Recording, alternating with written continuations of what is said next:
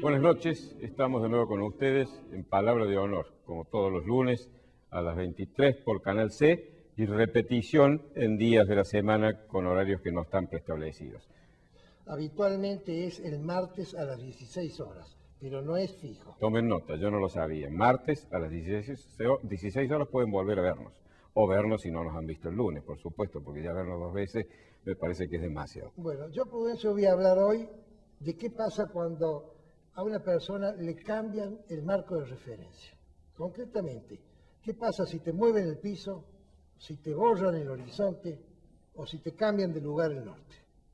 Ese va a ser el tema fundamental de mi alocución. Bueno, voy a escucharlo con mucha atención. El invitado de hoy es el doctor Martín Carranza Torres, un hombre joven que se ha lanzado a la actividad política, es decir, está en política hace varios años, pero se ha lanzado a través de un partido que es el Partido Liberal Republicano, que ha sacado candidaturas legislativas dentro de la provincia de Córdoba y que nos va a contar un poco esta tarea, esta patriada, como él lo dice, que realmente creo que lo es, que están realizando. Adelante entonces, los invitamos a acompañarnos.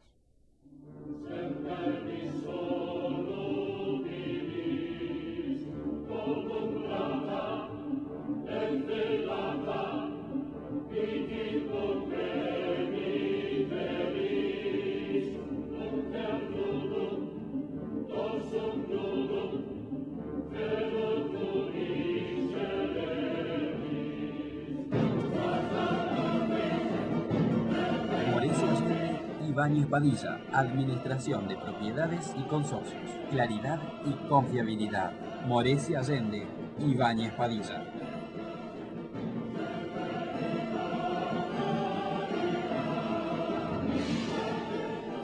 Alguien dijo tiempo atrás que después de los griegos no hay nada nuevo bajo el sol, solo tecnología. Y algo de cierto hay. Los griegos ya habían hablado de todos los temas importantes que siguen estando vigentes en el quehacer humano. Y tenían los antiguos griegos una palabra que era ubris. Algunos dicen ibris, pero a mi juicio es ubris, que la utilizaban para calificar la conducta de los actores teatrales cuando querían, como diríamos vulgarmente, robar escena. Es decir, anteponerse, llamar la atención por encima de sus compañeros.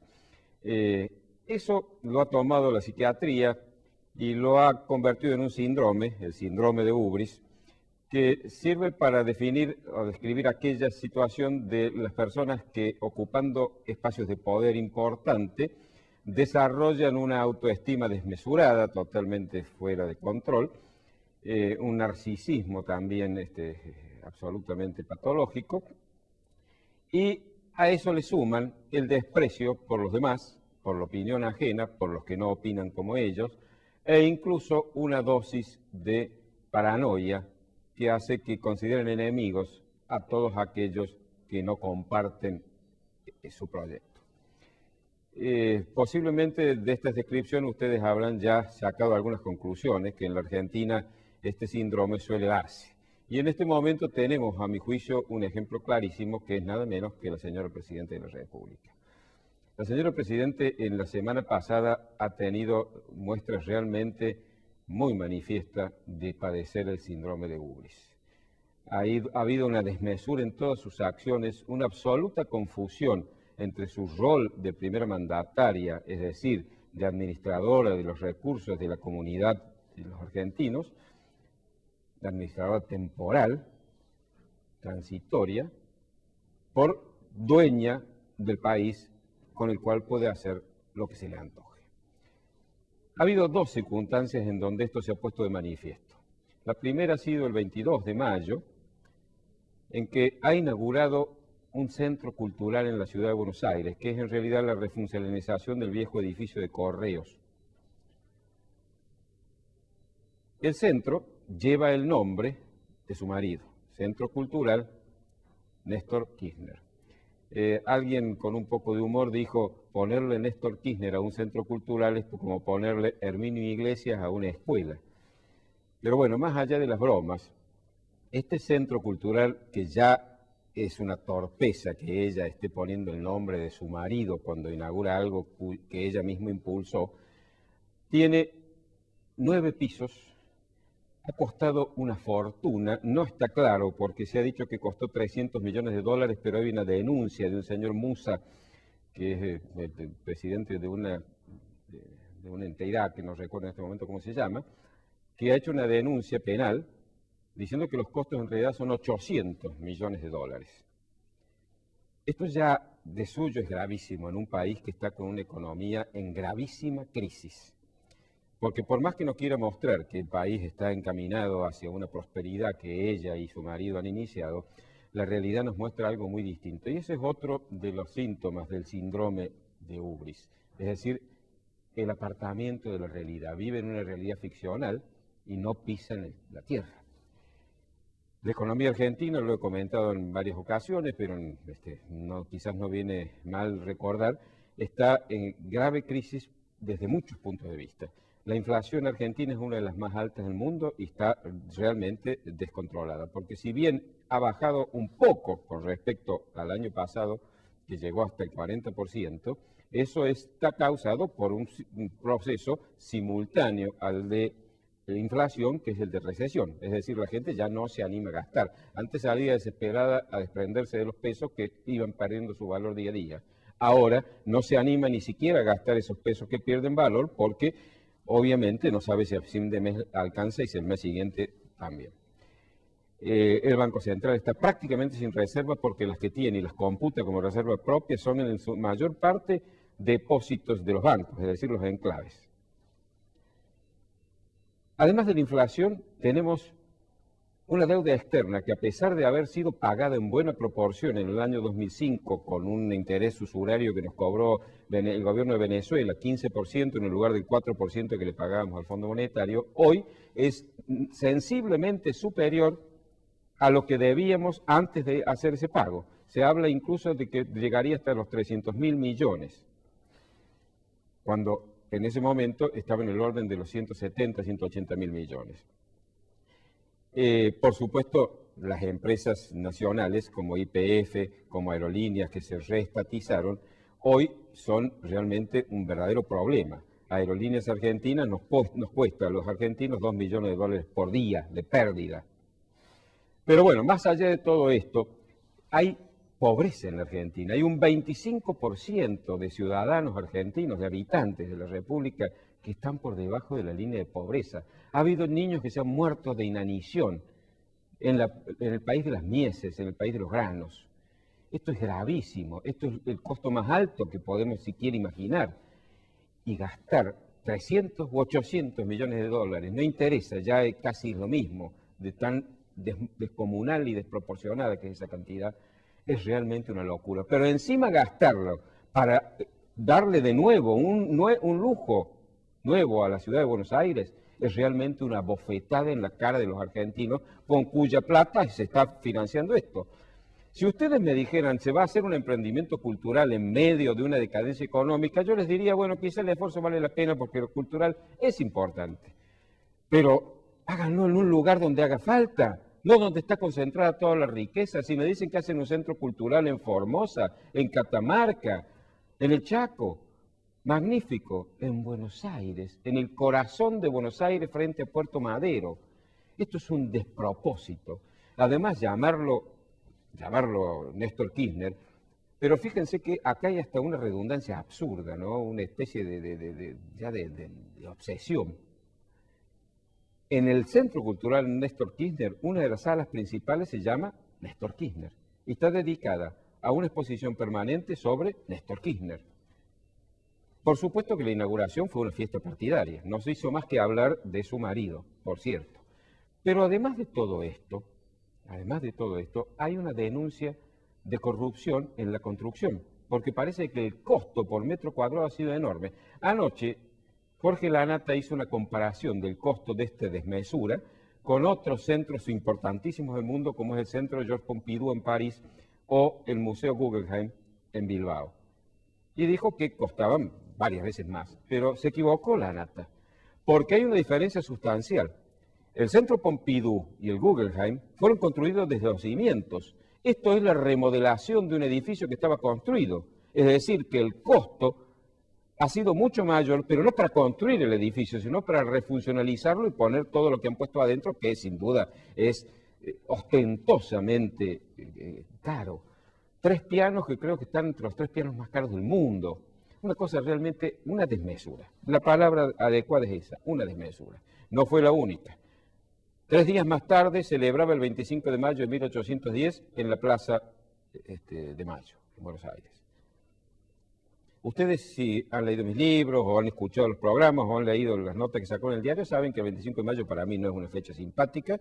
Para mí, lo he dicho varias veces, la conversación que tuvimos con Eduardo la semana pasada, es el comienzo de un proyecto de dominación del país por parte de Buenos Aires en nombre del rey. Pero es una efeméride que la mayoría de los argentinos celebra y considera positiva. Yo la respeto. Y si se hace una celebración y el presidente de la nación va a presidir esa celebración, lo menos que tiene que hacer es dedicarse a hablar de esa celebración. Y en todo caso, si piensa como pienso yo, señalar cuáles son los hechos negativos que a su juicio tiene esta conmemoración, esta efeméride. No mencionó en un discurso que creo que dura algo así como 80 minutos, no mencionó una sola vez el 25 de mayo de 1810. No estuvo presente. La celebración fue el lanzamiento de las candidaturas del oficialismo para las próximas elecciones, una fiesta totalmente partidaria, y la fecha que se celebraba, se conmemoraba, era el 25 de mayo del año 2003, es decir, el día en que su marido asumió. Y por supuesto, la mayor parte del tiempo fue a contar las maravillas que ella y él habían hecho y exaltar las figuras de su extinto marido. Esta desmesura, señores, muestra que ya este síndrome que de suyo roza lo patológico, en este caso ya está decididamente en el campo de lo patológico, de la patología psiquiátrica.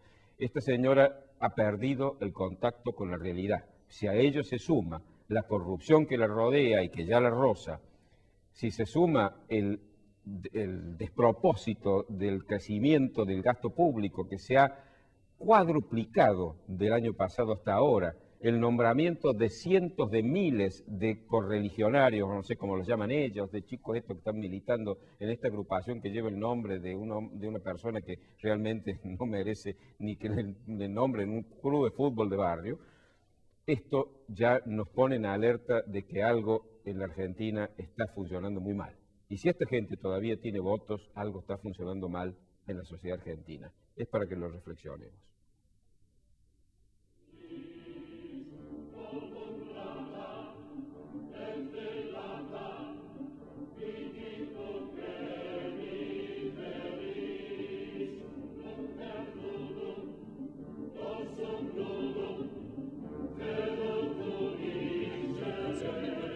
Y consorcios, claridad y confiabilidad.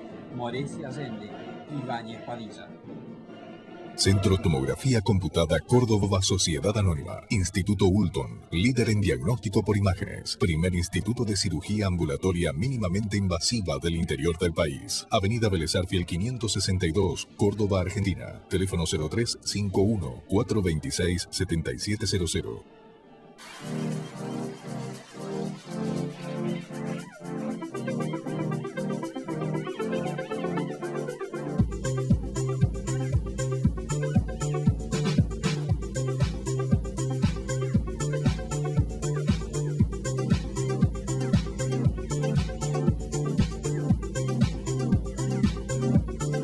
AutoCity. Los autos evolucionan. El lugar donde encontrarlos también. Maluf y Asociados, desarrollos inmobiliarios integrales, 40 años desarrollando emprendimientos de calidad. Obispo Salguero 775, planta baja, Nueva Córdoba. Teléfono 0351 460 2381.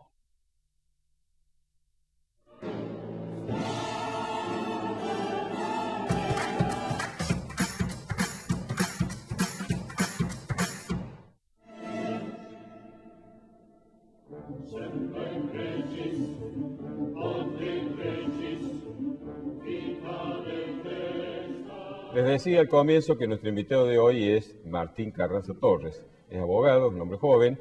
Inició en Córdoba, fue uno de los pioneros de una especialidad dentro del derecho que es el derecho informático. ¿No es así, Martín? Hemos trabajado en eso intensamente todos estos años. Bueno, y ha caminado también los caminos, ha hecho los caminos de la política. En algún momento hemos tenido también algún trayecto, lo hemos hecho juntos. Y en este momento está lanzando un partido con una lista de candidatos para diputados, para legisladores, perdón, provinciales. Martín, es un gusto tenerte en este programa. Eduardo, primero que... Muchas gracias. Bienvenido, Gracias a Martín. ustedes. No te voy a preguntar de los hackers, voy a empezar con tu nueva actividad. Cuando yo era chico, en Córdoba había 2 cámaras legislativas. Hoy en día tenemos la unicameral. ¿Por qué no empezás explicando eso y cuál es tu opinión sobre esta modificación? Sí, la legislatura de Córdoba está compuesta por 70 legisladores, de los cuales 44 representan a la provincia como distrito único y los restantes 26 son uno por cada departamento. Nosotros vamos a participar en la elección por la de distrito único, no presentamos candidaturas a legisladores departamentales y de hecho en la Constitución Nacional incluso le otorga a las legislaturas un rol fundamental que es el que nosotros estamos pidiendo con intensidad y con fuerza en el que se nos deje participar, que es el federalismo, la cuestión fiscal. Pero es en una sola Cámara. Estas 2 alternativas de elección es para constituir una sola Cámara. La gente cuando vaya a votar el 5 de julio va a elegir gobernador, tribunales de cuentas, legisladores del departamento al que pertenezcan y los legisladores provinciales por distrito único. Es como la rémora de lo que era la bicameral, en donde un departamento estaba representado por senadores. Capital estuvo, ¿cuántos? 20 años representada por Prudencio.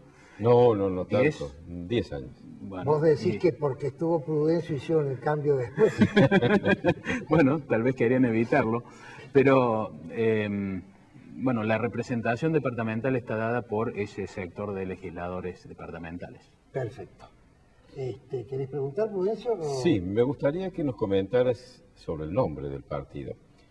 Hacía mucho tiempo en la Argentina, si es que alguna vez ha habido un partido que llevara el nombre liberal. Sabes que la palabra liberal la han atacado desde todos los ángulos y hay gente que la mira hasta con reserva. Ustedes han tenido el coraje de ponerla. Contanos un poco. Precisamente nosotros somos un grupo, o somos el emergente, digamos, de un grupo de... básicamente de gente joven. Vos me presentaste como joven, pero en realidad debo ser uno de los más viejos de los que estamos integrando el partido. Sí, no tan joven no soy. Sí, efectivamente. Puede haber algunos que tengan más edad, pero son damas, por lo tanto son mucho más jóvenes que yo también. Y que veníamos de las redes sociales, la queja permanente sobre las cosas que vos contabas recién. Después nos encontrábamos en las marchas, que eran marchas republicanas, ¿no? Básicamente, y bueno, empezamos a tener ya reuniones físicas y pasamos de las redes a la calle, y de la calle pretendemos ahora ir a las urnas y tener nuestro debut ahí. Y ambas cosas, lo de liberal, era un tema innegociable. Somos liberales como la Constitución del 1853. Ese es lo que... Y teniendo en cuenta que son jóvenes, ¿se podría decir que son neoliberales? No conozco ningún autor neoliberal como para poder definirme de esa manera. Que te felicite, yo tampoco. Claro, entonces en todo caso vamos a trabajar sobre los principios de Alberdi, para ponerlo a los que les gusta ese patrioterismo de que tienen que ser autores locales. Tenemos muchos liberales que han hecho la Argentina. Y en todo caso las discusiones, que eso es lo curioso, lo interesante que tiene esto que estamos armando.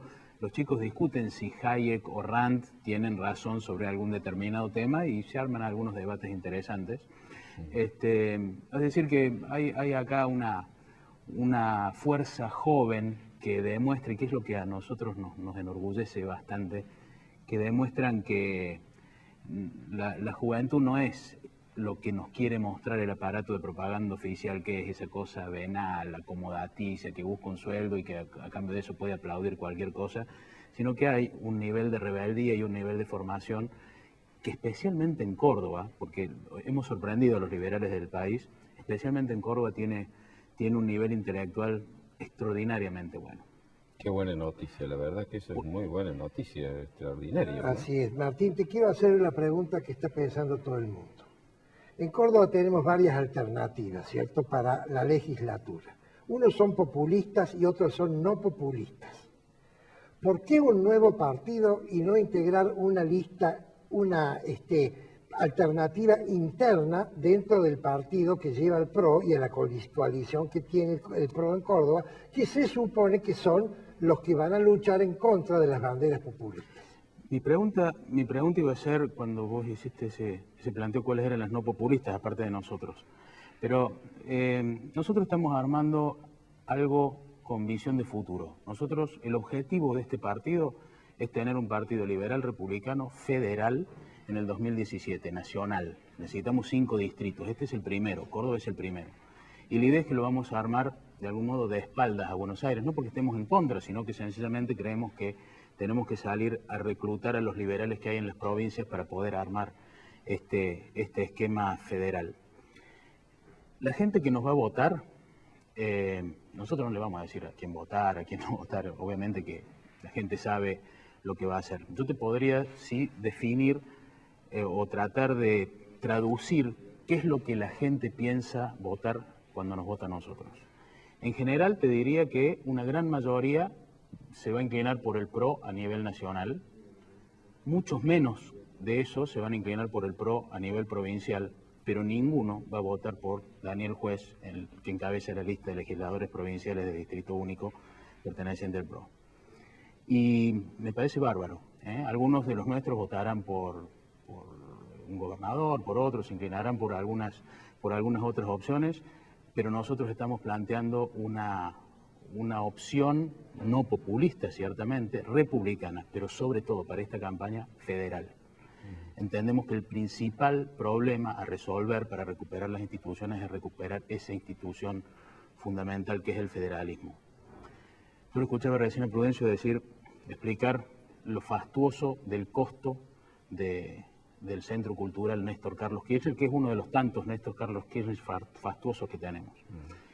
Efectivamente, el problema en la Argentina es que todo lo que no se roban lo malgastan, ¿no? Hay un gasto exorbitante, extraordinario, y a lo poco que queda después de haber malgastado, se lo roban, o no tampoco. El problema es que todo lo que se roban y todo lo que malgastan queda en Buenos Aires.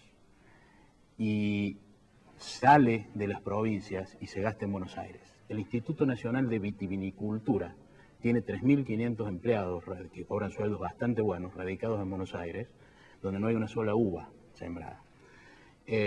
Aerolíneas, YPF no está en Comodoro Rivadavia, YPF está en Capital Federal, un edificio fastuoso. Perdóname la interrupción, pero nos hacen señas de que vamos a hacer un pequeño corte. Bueno, queda pendiente para que termines el concepto cuando venga el... Con mucho gusto. Pero no insistas mucho en este concepto porque me lo vas a exaltar a Prudencio. Entonces.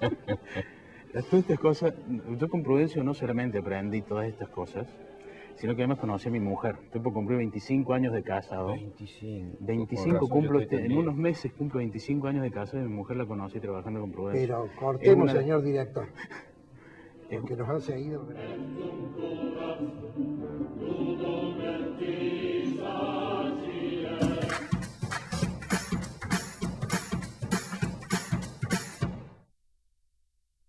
Morecia Allende y Ibáñez Padilla, Administración de Propiedades y Consorcios. Claridad y confiabilidad. Morecia Allende y Ibáñez Padilla. Maluf y Asociados, Desarrollos Inmobiliarios Integrales, 40 años, desarrollando emprendimientos de calidad. Obispo Salguero, 775, Planta Baja, Nueva Córdoba. Teléfono 0351-460-2381.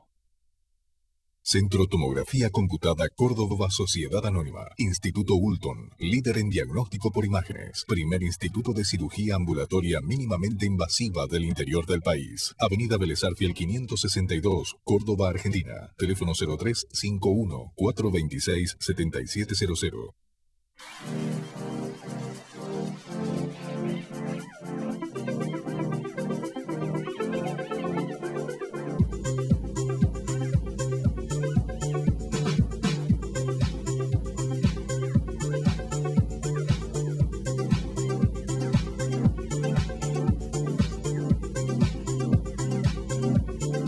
Autosimi. Los autos evolucionan. El lugar donde encontrarlos también.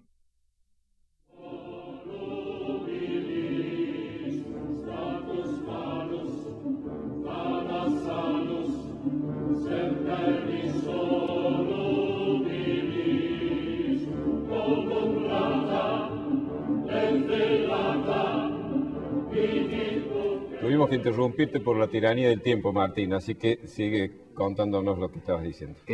Sí, que estamos en un armado liberal republicano, que es una de las asignaturas pendientes y federal, en términos de que cada vez más se gastan los recursos, se malgastan los recursos en Capital Federal.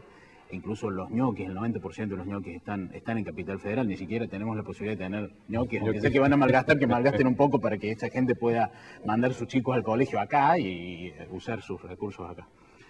Pero nuestro rol en la legislatura en este tema me parece que es fundamental. El artículo 75, inciso 2 de la Constitución Nacional establece que son las legislaturas las que tienen que aprobar los acuerdos fiscales nacionales, que dicho sea de paso, está en mora desde el año 96. La Constitución del 94 estableció en una disposición transitoria que en el año 96 se debía dictar una nueva ley de coparticipación federal, que data la actual vigente del año 88. En el año 96 no se dictó la ley de coparticipación federal, pero la relación de lo que se llevaba la nación respecto de la provincia en el año 96 era de 60-40, que ya era una barbaridad.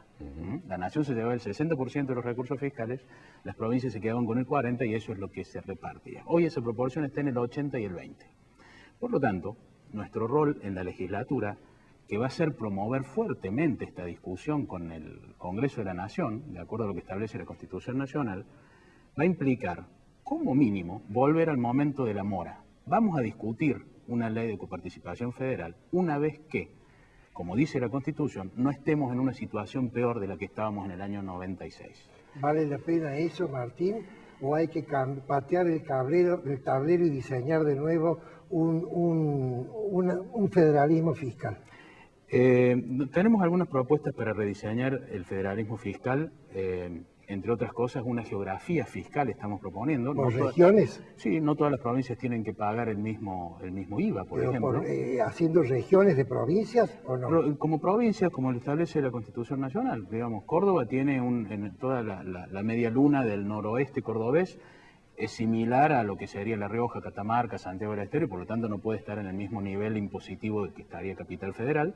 Debería pagar menos, el IVA tiene que ser más bajo, toda esa plata queda. Pero no se planteó la posibilidad de volver al sistema de la Constitución de 1853, en donde la potestad fiscal estaba exclusivamente en manos de las provincias. Exactamente, la Constitución del Pacto de Olivos, digamos, modificó un poco eso, sobre todo en lo que se refiere a impuestos directos e indirectos. Diría que más que un poco, le concedió a la nación facultades que no tenía. Nos quitó a las provincias, pero ¿sabe qué? Más allá de eso, a ver, yo creo que uno de los problemas a los que nosotros nos enfrentamos, yo sé que te agradezco nuevamente que me hayas dicho joven, yo pertenezco a una generación que también fracasó en lograr la paz y la concordia para los argentinos. Mi generación, yo tengo ya casi 50 años, ha fracasado en eso. Los chicos, los que participan de nuestro partido, no voy a decir de nuestro espacio porque me parece un término espantoso, los chicos que participan en nuestro partido no tienen por qué hacerse cargo de ese permanente romper todo y empezar de nuevo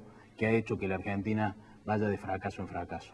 Ahora, ¿vos te das cuenta, Martín, que este tema es el tema refundacional de la República? Absolutamente. Pero entonces, perdón, vos estabas hablando, porque quería que terminara, sí. Vos estabas hablando de actuar de manera gradualista. Es decir, para nada. Nuestro rol en la legislación, al contrario, ningún gradualismo. Lo que no debe ser, o sea, tenemos que reconstruir la República desde los escombros. Y los escombros son parte del pasado, pero son escombros. Son lo que son. Son lo que hay, no tenemos otra cosa. No va a venir un marciano a reconstruir esto. Tenemos que reconstruirlo con lo que hay. Para lo cual tenemos que asumir los fracasos de los que venimos y que tienen mucho que ver con cada elección es un drama. Si gana este, nos morimos, si gana este, otro vivimos. Hay que desdramatizar un poco la política, tenemos que darle a los chicos futuro. Lo que hace que estemos siempre mirando para atrás ha convertido a la Argentina en un país con mucho más pasado que futuro, pese a que pasado no tenemos tanto. Necesitamos concordia, necesitamos paz, necesitamos entender que hemos fracasado. Bueno, quiero tratar otro tema porque vamos a tener poco tiempo. Adelante. El otro tema fundamental, Martín, en mi modesta opinión, es que los habitantes de la provincia de Córdoba somos prisioneros de los gremios de las instituciones estatales. ¿Cómo van a romper ustedes ese nudo gordiano que hasta el momento no lo ha roto o no lo ha querido romper nadie? Bien, el primer punto que me parece importante es decir, Córdoba está sitiada desde el punto de vista fiscal por la nación, lo cual hace que nuestros recursos se vayan hacia Buenos Aires y que no recibamos de los 65.000 millones de pesos que tiene el presupuesto para el año 2015, no recibimos, no implica ni la tercera parte de lo que se recibe en concepto de coparticipación. Y que, no quiero hablar bien de nadie, pero también hay que decir la verdad, Córdoba no es la provincia que tiene el peor desempeño en cuanto a la relación, que es uno de los puntos de nuestra plataforma, la relación empleados públicos por habitante. La Municipalidad de Córdoba sí tiene una situación desastrosa en ese aspecto, ¿no? Muchos más empleados públicos en relación de los servicios, a la gente a la cual sirven esos servicios públicos. Nosotros estamos planteando que debe existir una proporción adecuada entre la cantidad de empleados públicos respecto de la población, pero además una cantidad adecuada, mucho más pequeña que la actual, de gasto público respecto de PBI, respecto de ingresos, ¿no? Y esas proporciones son fácilmente deducibles y en ese aspecto es fácil darse cuenta que está desbordado el gasto público, no solamente provincial, sino también el nacional. Entonces hay que repensar la manera, más que repensar, hay que resolver la manera en la que cada municipalidad o cada provincia administra sus propios recursos. Hay otra forma en que ustedes pueden influir. Te recuerdo que las legislaturas provinciales tienen facultades para instruir a los legisladores nacionales, de manera que si ustedes logran que al apoyo dentro de la legislatura provincial, pueden llamar a diputados y senadores nacionales y decirle, ustedes deben votar esto y están obligados a instruir a los legisladores nacionales de nuestra provincia. Sí, de nuestra provincia, efectivamente. A los senadores especialmente. Especialmente a los senadores que representan a la provincia, sí señor. La situación en este aspecto para Córdoba es tan humillante, tan lacerante, que hasta a los candidatos nos los eligen en Buenos Aires. De las 3 listas con posibilidades de llegar a la gobernación, hay 2 que están elegidas en su totalidad en Buenos Aires. Al cordobés eso le resulta bastante humillante, que se haga de esta manera. No me lo levantes a Prudencio, Martín. Y realmente me parece que llegó la hora en que tenemos que ponernos de pie, tomar el centro del escenario, dejar de mirar esto desde la platea o desde el palco, tomar el centro del escenario y decirle a la nación, señores, hasta aquí llegaron. Es hora de que las provincias administren sus recursos. El otro día escuchaba la discusión sobre si había que ponerle un impuesto a los plazos fijos, a la renta financiera.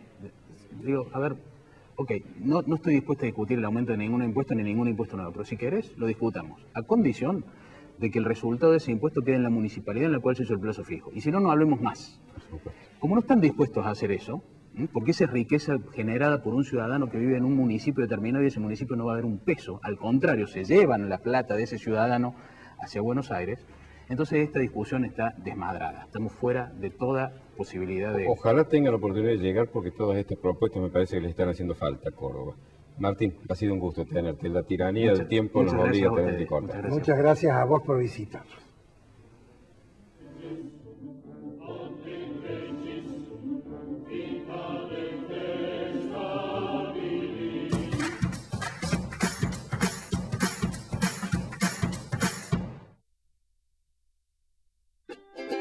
Ahora comprar tu auto es una experiencia única. Llegó AutoCity, un nuevo espacio con 0 kilómetros, usados, pista de prueba y área de servicios. AutoCity, los autos evolucionan. El lugar donde encontrarlos también. Morecia Allende y Báñez Padilla, Administración de Propiedades y Consorcios. Claridad y confiabilidad. Morecia Allende y Báñez Padilla. Centro Tomografía Computada Córdoba Sociedad Anónima. Instituto Ulton, líder en diagnóstico por imágenes. Primer instituto de cirugía ambulatoria mínimamente invasiva del interior del país. Avenida Vélez Arfiel 562, Córdoba, Argentina. Teléfono 0351 426 7700.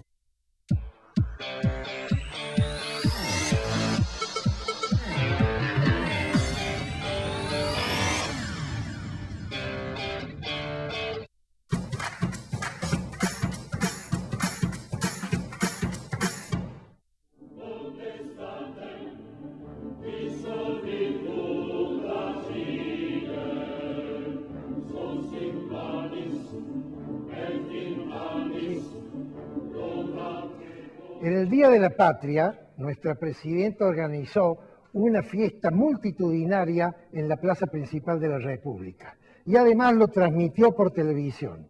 Todo eso pagado por el erario público, es decir, por nosotros. Como bien dijo Prudencio, no habló una palabra de la Revolución de Mayo y habló nada más que de su persona. Se autoelogió durante todo el tiempo. Pero lo más grave no fue eso. Lo más grave es que hizo un cambio de referencia con el tema del sable corvo de San Martín. ¿Qué hizo Cristina? Agarró un sable que representa, es el ícono de la gestión del Libertador. En un día que no era de San Martín, porque San Martín llegó a la Argentina 2 años después. Dijo que ese sable estaba en un regimiento que lo iba a llevar al museo histórico donde lo había donado la descendiente de a quien se le donó.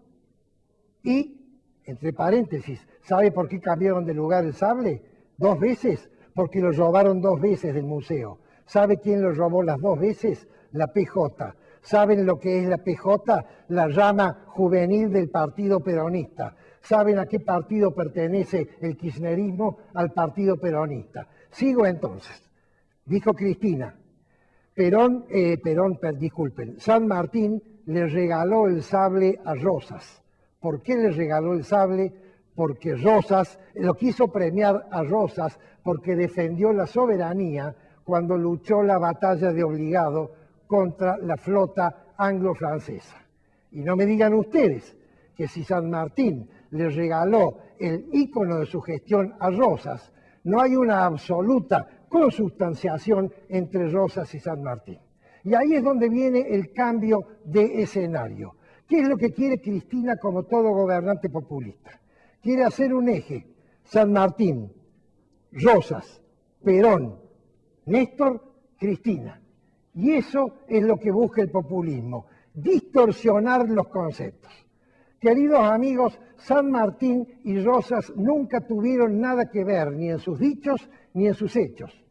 San Martín era un libertador, Rosas era un tirano. No necesito definir estos 2 conceptos. San Martín era liberal y Rosas era absolutista. ¿Qué es liberal? Una persona que propicia la división de poderes. ¿Qué es un absolutista? Piensen en los reyes medievales. Una persona que concentra en su individualidad los 3 poderes. San Martín era un militar que hubo de hacer política. Rosas era un político que aprovechó que era militar.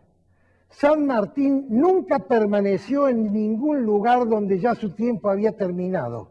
Rosas se quedó 22 años más. San Martín llegó a Chile después de la batalla de Maipú y le ofrecieron ser director supremo y dijo que no. Rosas, que también se lo ofrecieron, dijo que sí y se quedó. San Martín, cuando lo llamó Rondó y le dijo vuelva a Buenos Aires, porque necesito el ejército de los Andes para luchar contra los caudillos del litoral, dijo no voy a desenvainar mi sable para luchar contra los hermanos. En cambio, Rosas es el creador de la mazorca. ¿Recuerdan lo que es la mazorca? Etcétera, etcétera. San Martín vuelve, renuncia en Guayaquil, no lo voy a contar, ya lo saben. Vuelve y le dice el mariscal López, general, usted no puede bajar a Buenos Aires porque usted, su vida corre peligro por haber desobedecido la logia Lautaro. le ofrezco mi ejército, entre con mi ejército. San Martín hubiera sido Julio César, sin embargo no quiso. Fue, le buscó a su hija y se fue a Europa, etcétera, etcétera. Quiero explicar ahora qué fue la batalla de Obligado. La batalla de la Vuelta de Obligado, todo el mundo cree que fue la lucha que tuvo Rosas contra la invasión de la flota inglesa y francesa.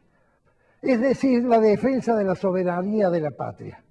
Rosas lo que defendió no fue la soberanía, sin perjuicio de las actuaciones heroicas de Lucio N. Mansilla y todos los que allí pelearon. Lo que Rosas defendió fue la aduana, puerto de Buenos Aires. Rosas cobraba, Buenos Aires era la primera ciudad del río, porque Montevideo estaba al frente. Rosas cobraba el tax, la aduana, el pase, para seguir y continuar comerciando con las otras ciudades. ¿Qué ciudades?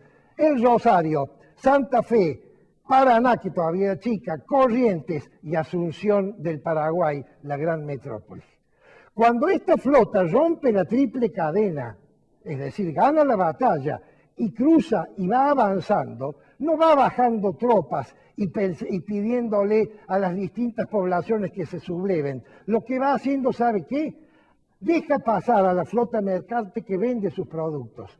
Llegan a Asunción, venden los productos, se vuelven sin pagar impuestos y se van. Esa es la gesta de Rosas, la defensa de la aduana del puerto de Buenos Aires. Y vamos ahora a explicar por qué San Martín le regala el sable corvo a Rosas, que sí se lo regala. Y esto es una presunción personal que yo tengo. Yo lo he leído después en un solo libro de historia que me he olvidado el autor. Y este razonamiento yo lo hago porque yo he tenido mucha relación con 2 o 3 tíos, mejor dicho, tías abuelas, que eran personas viejas, sin hijos, y la gran influencia que tuvieron los que los cuidaron en los últimos años sobre estas personas. ¿Quién cuidó a San Martín? A San Martín lo cuidó su hija y lo cuidó su yerno. ¿Quién era su yerno? Su yerno era Mariano Balcarce, que tenía varias características peculiares. La primera, que era argentino. La segunda, que era hijo de un héroe del primer ejército del norte, González Balcarce, el vencedor de la batalla de Suipacha. La tercera es que era médico. San Martín conoce a Mariano porque lo llama como médico porque él y su hija se habían enfermado. Algunos autores dicen de cólera, yo no estoy seguro. Y la cuarta es porque Mariano se casó con su hija, de manera tal que era su yerno. ¿Y quién era Mariano Balcarce, además de todo lo que he explicado?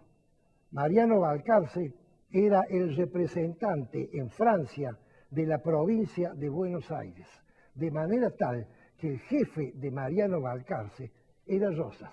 Es muy probable entonces que Balcarce haya tenido una influencia muy grande en un San Martín ya viejo, 71 años, 72 años, en aquella época un anciano, para que San Martín le legara su sable a Rosas.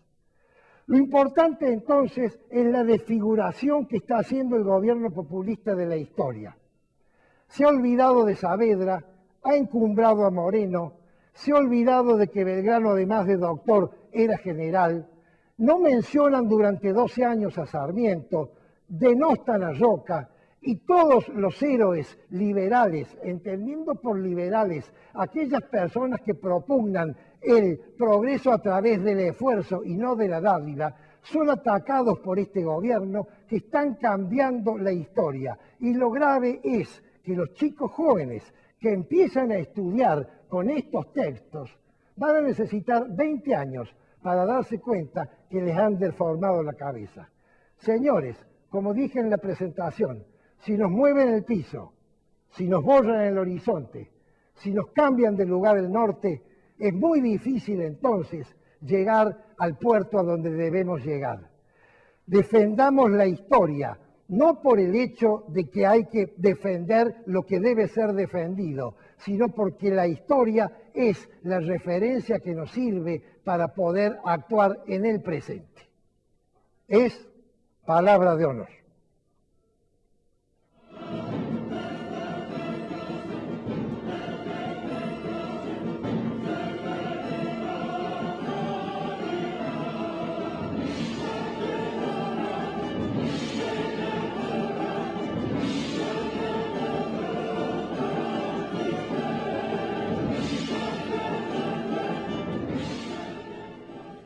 Ayer se ha conmemorado una efeméride para mí muy querida y para el país muy importante. Se han cumplido 4 siglos y medio, 450 años de la fundación de una queridísima ciudad argentina, San Miguel de Tucumán.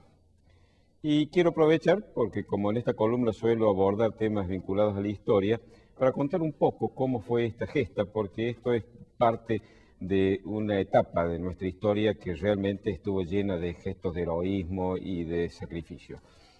Les recuerdo que la primera ciudad fundada en suelo argentino, el 29 de junio de 1550, fue la actual Santiago del Estero, que fue fundada como ciudad del barco del nuevo maestrazgo de Santiago. Estaba dentro de una región, que es lo que hoy sería la mitad de la provincia de Santiago del Estero, la totalidad de Tucumán, la mitad de Salta y buena parte de la de Córdoba, que pertenecía jurisdiccionalmente al Reino de Chile.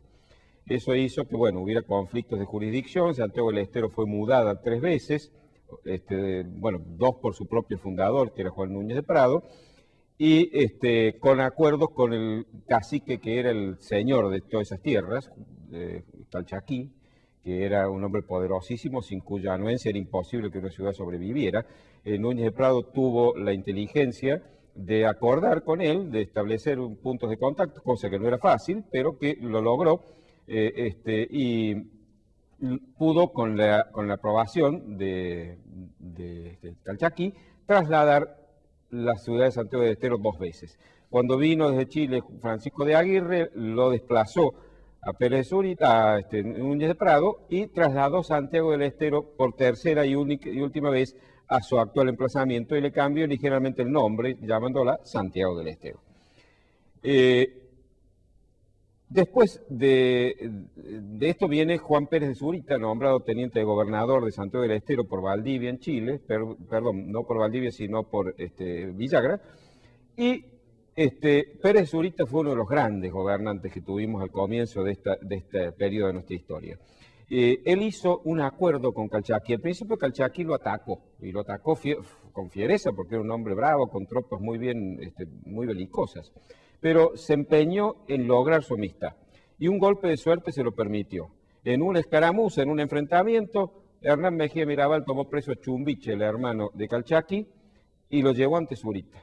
Zurita le dio un trato respetuoso, se comunicó con Calchaquí, le dijo que tenía a su hermano y quería entregárselo. Lo llevó, le dio tratamiento como si fuera un príncipe, y lo llevó al encuentro con su hermano y se lo entregó. Calchaquí realmente estableció una amistad profundísima con Zurita, casi diría que una admiración, a punto tal que aceptó convertirse, bautizarse y llevar el nombre de quien fue su padrino, Juan Pérez de Zurita. Pasó a llamarse Don Juan Calchaquí, con ese don, ese apelativo nobiliario que por disposición de Carlos V llevaban todos los caciques e indios principales, y que ningún español de lo que entonces vivía en lo que es la Argentina lo usaba, tenía derecho a usarlo. Bueno, desgraciadamente a Pérez de Zurita lo sustituye un gobernante para el olvido, Gregorio de Castañeda, que lo toma preso y comete la más grande de las torpezas. En una discusión con don Juan Calchaquí, lo abofetea. Y Calchaquí, que era un hombre orgulloso, un hombre importante, por supuesto puso sus hombres en armas y destruyó las 3 ciudades que Zurita había fundado: Londres, Córdoba del Calchaquí, que llevaba como homenaje el nombre de su amigo don Juan, y Cañete. Y otra que había fundado Castañeda, que era Nieva en el actual Valle de Jujuy. Lo cierto es que cuando el rey decide sacar de la jurisdicción de Chile esta región del Tucumán, que abarcaba todo lo que es el noroeste argentino y Córdoba, Catamarca, La Rioja, Salta, Tucumán, Santiago del Estero, Jujuy, y crea allí la gobernación del Tucumán, Juríes y Diaguitas el 29 de agosto de 1563. Y el primer gobernador efectivo es Francisco de Aguirre, que había trasladado Barco y le había cambiado de nombre llamándola Santiago del Estero. Barco también establece una alianza con los calchaquíes, logra la paz, pero la única ciudad que había sobrevivido hasta ese momento era Santiago del Estero. Había que fundar nuevas ciudades, y lo manda a su sobrino Diego de Villarroel, quien el 31 de mayo de 1565, es decir, ayer se han cumplido 450 años, funda la ciudad de San Miguel de Tucumán y Nueva Tierra de Promisión. Estuvo en un lugar que se llamaba Ibatina en la lengua de los indios, que se ha ubicado, la historiadora tucumana Teresa Piosek-Previch la ha ubicado en un lugar que se llama la Cañada o quebrada la quebrada del Portugués, en un lugar muy cercano, quizás igual de donde estuvo la ciudad de Cañete, quizás donde tuvo Barco en su primera localización. Luego la crecida del río del Tejar y las guerras de Calchaquí, que la castigaron fuerte, epidemias, etcétera, obligaron a que San Miguel de Tucumán fuera trasladada, lo que ocurrió a fines del siglo XVII, así digo bien, a fines del siglo XVII, cuando era gobernador del Tucumán don Fernando de Mendoza Mate de Luna. Allí, en esa ocasión, San Miguel de Tucumán fue trasladada a su asentamiento actual. Desde ese nuevo asentamiento, Tucumán empezó a prosperar y en poco tiempo se convirtió en una de las ciudades más importantes de la República, a punto tal de que en el censo de población que ordenó hacer Carlos IV en 1778, Tucumán era la tercera en población. La más poblada era Córdoba, le seguía Buenos Aires y detrás Tucumán y luego Santiago del Estero. La importancia de Tucumán hizo que en 1816, cuando por primera vez los argentinos pudimos reunirnos fuera de Buenos Aires y con una representación equivalente de todas las provincias, no con una desproporción como había ocurrido hasta entonces, el 9 de julio de 1816 se declaró allí, en San Miguel de Tucumán, la independencia y así nació la República Argentina como Estado independiente. Esa conmemoración, esa celebración, el bicentenario de la Declaración de la Independencia, va a celebrarse también en San Miguel de Tucumán y ahí estaremos la mayor parte de los argentinos que podamos ir celebrando este fasto importantísimo, el más importante para mí quizás de nuestra historia, el nacimiento del país como soberano e independiente dentro de un año y poco más. De manera que un homenaje a San Miguel de Tucumán en el 50º aniversario de su fundación y la preparación para esa gran celebración que haremos dentro de un año cuando allí conmemoremos los 150 años de nuestra independencia.